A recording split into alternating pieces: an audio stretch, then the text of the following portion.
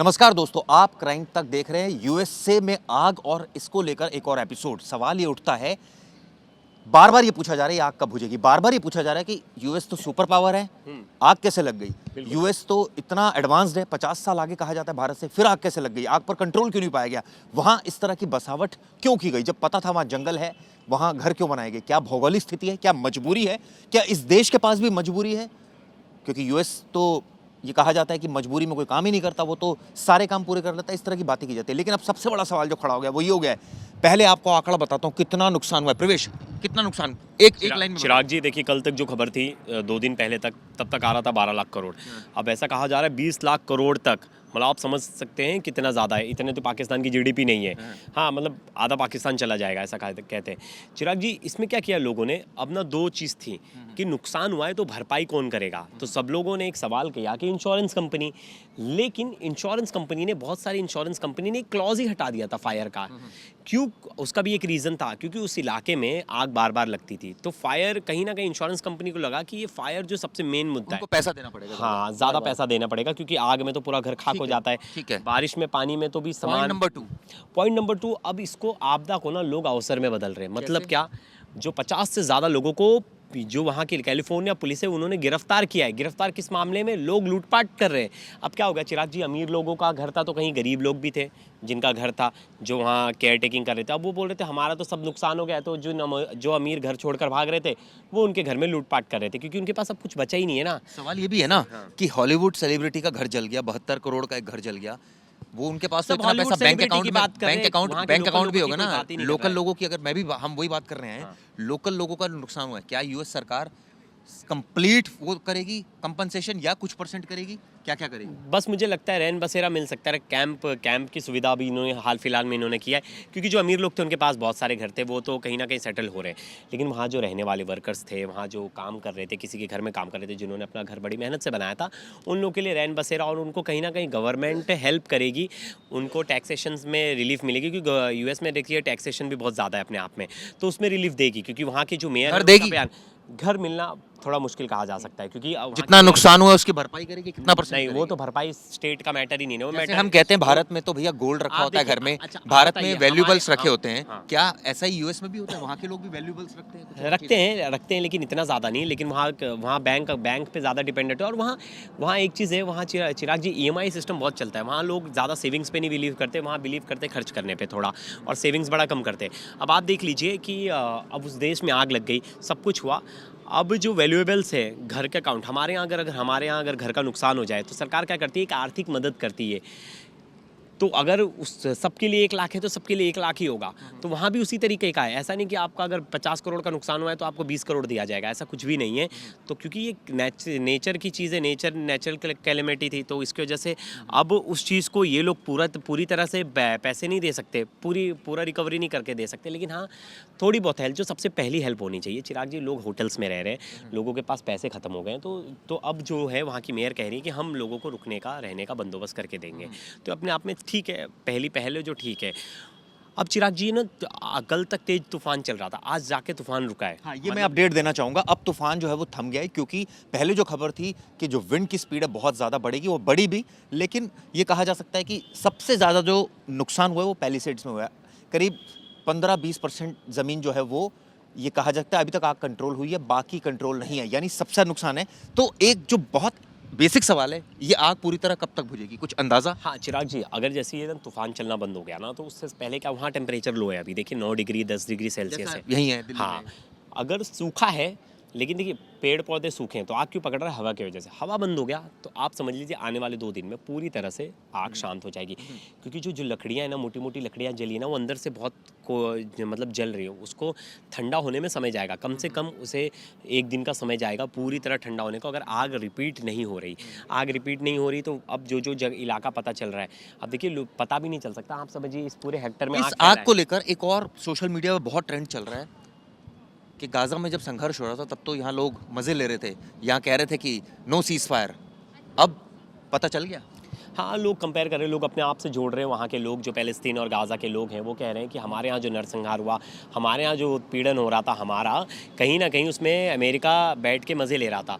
अब अमेरिका के साथ कोई वॉर नहीं हो रहा है, लेकिन आपदा ऐसी आ गई, मतलब भगवान ने उनकी सुन ली और उनके ऊपर ऐसी आपदा आ गई कि वॉर लाइक सिचुएशन हो गया। वॉर लाइक सिचुएशन की वजह से उनके यहाँ बच्चे बेघर हो गए, उनके यहाँ भी नुकसान हो गया, लोगों को अपना घर छोड़कर भागना पड़ रहा है, आग लग रही है, आग में जल के लोगों की मौत हो रही है। सिचुएशन एक अगर आइडिया मैं लूं, कितनी इमारतें जल गई, कोई इसका फिगर? हाँ चिराग जी, 10,000 से ज़्यादा। ठीक है, 10,000 कितने लोग मर गए?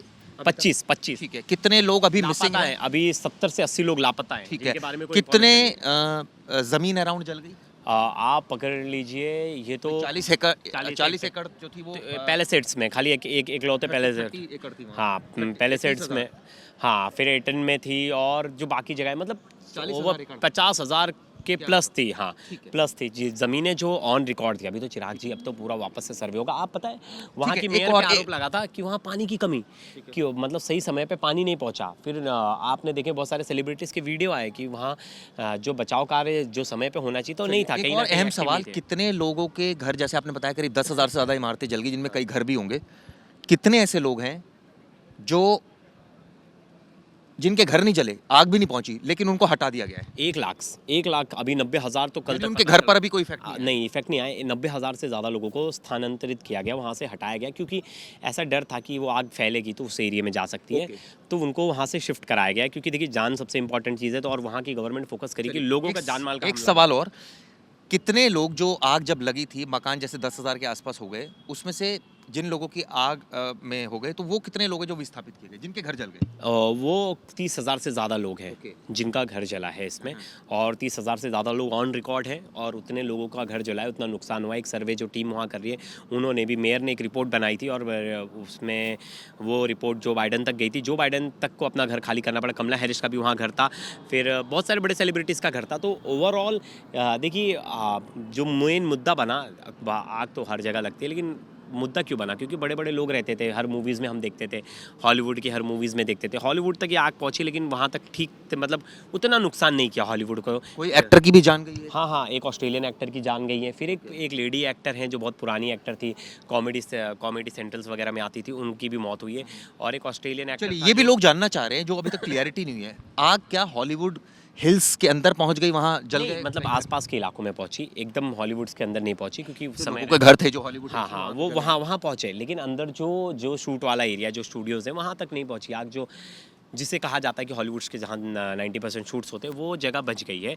बाकी जो इलाका था जहाँ लोग रहते थे, जो रेसिडेंशियल प्रॉपर्टी थी, वहाँ तक आग पहुँची थी। उसके बाद जो हवा स्लो हो गई, तो उसके बाद ऊपर तक आग नहीं पहुँची, और तब तक जो फायर फाइटर्स थे, ये सब थे, उन्होंने इसको, पूरा इलाके को कहा जाए कि एक तरह से बचा लिया आग से। चिराग जी, क्या इससे कोई सीख मिलेगी? ज्योग्राफी ऐसी है कि भैया पहाड़ पर रह रहे हैं वहाँ लोग, अब क्या दोबारा रहेंगे, कोई और इंतजामात करेंगे? वजह क्या रही आग की, कुछ साफ हो? क्योंकि मैं एक रिपोर्ट पढ़ रहा था, न्यूयॉर्क टाइम्स की, लॉस एंजल्स की, वो कह रहे थे पिलर्स एक बहुत बड़ा रीजन था। मैं देखिए 2 चीज़ बताना चाहूँगा। कुछ भी हो, पिलर्स हो, कुछ भी हो, लेकिन आग फैल क्यों रही थी? जो नमी थी ना, वो गायब थी, क्योंकि बारिश नहीं हुआ। अगर चिराग जी कहीं भी बारिश नहीं होगी तो ना सूखापन आ जाएगा, और पेड़ जितने सूखे होंगे उतनी जल्दी आग पकड़ेगी। और अगर बारिश होना टाइम टू टाइम इम्पॉर्टेंट है। हमारे यहाँ जो पहाड़ हैं, हमारे यहाँ भी जो माउंटेन्स है, वो हम अच्छी नमी है, वहाँ के पेड़ सूखे नहीं हैं, गीले पेड़ है, नमी बहुत ज़्यादा है, तो वहाँ आग लगती, वहाँ इतनी भयंकर आग नहीं लगती। कभी भी थोड़ी आग लगती है, लेकिन आग नहीं लगती जब तक आप उसको ज़बरदस्ती पेट्रोल कुछ ज़बरदस्ती ना जलाओ, पेड़ को कट करके उसकी लकड़ियों को, डंटियों को ना सुखाओ, तब तक आग नहीं लगती। तो उतनी नमी है वहाँ, उतनी नमी नहीं थी। नमी का ना होना ही सबसे मेन कारण बना आग लगने का। आग लगने, ये तो हो गए, आपने बताया जो आग जिससे भड़क गई। हाँ, वजह क्या रही, कुछ साफ हुआ? हालांकि मैं पढ़ रहा था एक जगह, लोग वहाँ कैंप करते हैं चिराग जी, लोग वहाँ कैंप करते हैं, वहाँ पार्टियाँ होती है, बॉन फायर होते हैं, तो एक कोई रीज़न पकड़ना ना बहुत मुश्किल है, क्योंकि पता लगाना ही मुश्किल है। सोर्स ऑफ फायर क्या था, ये अब ढूंढना है इनका काम। लेकिन क्या समझिए, सोर्स ऑफ फायर यहाँ है, लेकिन ये फायर ऐसा सर्कल में फैला है, तो पता लगाना मुश्किल है कि ये फायर यहाँ था कि अब मुझे ये बताइए, इसमें जो सबसे अहम सवाल है, जिन लोगों के घर जल गए उन लोगों को विस्थापित करना है, पहला पॉइंट।